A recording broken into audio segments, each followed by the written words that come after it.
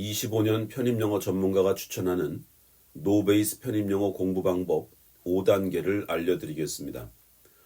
5단계 순서를 뒤바꿔서 공부할 경우 편입 실패의 원인이 되기 때문에 반드시 5단계 순서를 지켜서 공부하실 것을 추천드립니다. 1단계는 이해입니다. 편입영어는 언어이기 때문에 암기하면 된다는 생각을 하고 이해의 단계를 거치지 않고 무작정 암기하려고 합니다. 이렇게 되면 암기가 잘 되지 않고 금방 잊어버리게 됩니다. 이럴 경우 대부분의 노베이스 편입영어 준비생들은 나는 머리가 나쁜가 보다 혹은 나는 암기력이 부족해와 같은 잘못된 원인 분석을 하고 더 이상 편입영어에 진전을 갖지 못하게 됩니다. 이것은 머리가 나빠서도 암기력이 부족해서도 아니고 이해의 단계를 거치지 않고 스킵했기 때문에 생기는 당연한 결과인 것입니다. 노베이스 편입영어 준비생은 편입영어의 어떤 개념을 공부할 때 이해가 되었는지 점검해야 합니다. 이해가 되었는지 확인하는 방법은 그 개념을 직접 구두로 설명해 보는 것입니다. 설명을 할 수 없다면 그것은 이해가 안 된 것이며 설명이 가능해진다면 그것은 이해가 되었다고 볼 수 있습니다. 노베이스 편입영어 공부 방법 2단계는 암기입니다.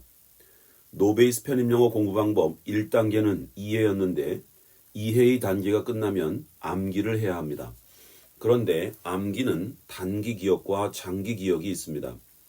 편입영어는 시험에서 활용할 지식이기 때문에 반드시 장기 기억에 저장해 두어야 합니다. 그러나 공부한 내용을 바로 장기 기억에 저장할 수는 없습니다.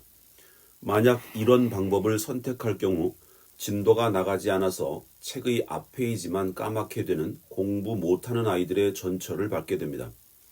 처음에는 단기 기억 속에 저장했다가 빠져나가기도 하고 또 남는 것도 있을 것입니다. 그러나 암기 과정에서 절대로 잊어서는 안 되는 것이 암기한 것은 망각될 수 있다는 전제를 인정하는 것입니다. 이것이 되면 반복 학습이라는 것이 가능해지게 됩니다. 암기는 회독수를 늘려서 단기 기억에서 장기 기억으로 넘어갈 수 있게 만드는 것입니다. 한 번에 확실하게 암기해서 장기 기억으로 넣었다는 착각을 하게 되면 불러오기가 안 될 때 분노하게 되고 오판하게 되고 포기하게 되는 수순을 거치게 되는 것입니다. 반복 주기를 촘촘히 하여 회독수를 늘리는 작업을 해주신다면 암기 과정에서도 성공하실 수 있습니다. 3단계는 기억법입니다. 암기 범주에 기억을 포함시키는 경우도 있으나 일반적으로 암기는 지식을 머릿속에 집어넣는 과정을 의미하며 저장하는 것에 집중하게 됩니다.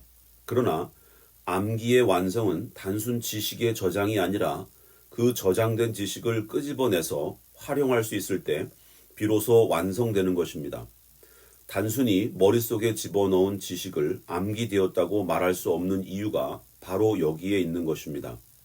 시험을 준비하는 사람들은 시험을 볼 때 암기해둔 지식을 기억해내고 그 기억해내는 지식을 가지고 문제를 풀어 고득점을 획득하여 합격하게 되는 것입니다.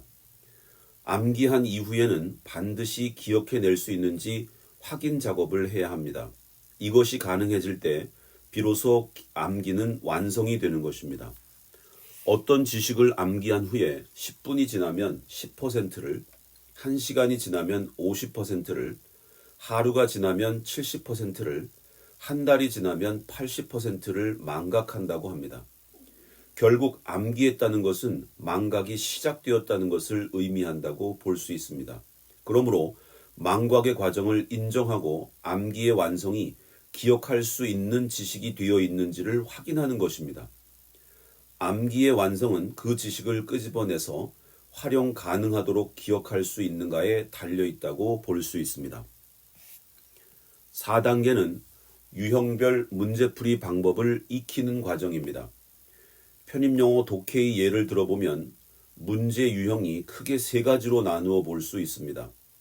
주제, 제목, 어조, 구조, 목적을 물어보는 전체적인 문제 유형이 있고 빈칸, 번호, 밑줄, 괄호 등의 세부 사항을 묻는 문제가 있고 마지막으로 추론이나 진위 문제의 유형이 있습니다.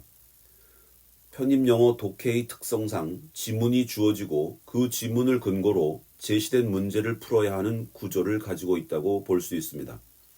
그러나 제한된 시간에 문제를 풀어야 하는 시간 제약이 있어서 지문을 모두 다 읽고 이해한 뒤에 문제를 풀 수 있는 그런 상황은 존재하지 않습니다. 그러므로 반드시 문제풀이에 대한 자신만의 방법을 익혀야 그 문제를 시간 내에 정확히 풀 수 있게 되는 것입니다. 유형별 문제풀이에 대한 방법을 가지고 있어야 고득점을 받을 수 있게 되는 것입니다. 편입영어 시험 문제를 풀 때 시간이 부족한 경우는 대부분 지문에 집중하여 문제풀이에 대한 해법이 없는 경우가 일반적입니다. 내용은 이해하였지만 문제를 틀리는 것이 전형적인 문제풀이 방법이 준비되어 있지 않는 사람들이 보이는 현상입니다. 논리의 예를 더 들어보자면 제시된 문장을 해석하고 선지에 나와 있는 단어를 빈칸에 대입하여 정답을 고르려 한다면 오답으로 갈 가능성이 매우 높아진다는 것입니다. 이 경우에도 논리 문제를 풀기 위한 문제풀이 방법이 있어야 합니다. 예를 들어 연결사를 찾고 단서를 찾고 연결사가 지시하는 방향으로 빈칸에 들어갈 단어의 의미를 긍정과 부정으로 나누어 결정한 뒤에 선지의 단어를 선택하는 방식으로 문제를 푼다면 정답을 고를 확률이 높아지게 되는 것입니다. 이와 같이 편입영어에 나오는 다양한 유형에 대한 검증된 문제풀이 방식을 습득할 수 있느냐 없느냐 하는 것이 합격이냐 불합격이냐를 결정하는 중요한 요인이라고 볼 수 있습니다. 5단계는 시험을 볼 때 밸런스가 매우 중요하다는 것입니다. 편입영어 시험을 위해서는 1단계 이해하기, 2단계 암기하기, 3단계 기억하기, 4단계 문제풀이 방법 만들기, 마지막으로 5단계는 실제 기출문제를 가지고 제한된 시간 내에 문제를 풀면서 균형을 유지하는 방법을 습득해야 한다는 것입니다. 편입영어 시험은 시험이기 때문에 점수를 가지고 최종적으로 합격, 불합격을 결정하게 됩니다. 그러므로 아무리 많은 지식을 가지고 있어도 아무리 많은 준비를 했어도 실전 시험에서 고득점을 받지 못한다면 무용지물이 되겠습니다. 그렇기 때문에 편입영어는 기출문제를 가지고 실전처럼 제한된 시간에 자신이 공부한 내용을 모두 활용하여 고득점을 확보할 수 있는지 무한 연습을 해야 하는 것입니다. 편입영어는 다른 시험과 달리 기출문제를 분석하면 어떤 문제가 나올 것인지 예측이 가능한 시험이기 때문에 기출문제를 활용하여 자신만의 단점을 파악하고 그 단점을 보완할 수 있는 방식으로 편입영어 준비를 한다면 실전 편입영어 시험에서 고득점을 받을 수 있는 시험이라고 생각합니다. 지금까지 노베이스 편입영어 준비생들이 편입영어 시험에서 고득점을 받기 위한 공부 방법 5단계에 대해서 알아보았습니다.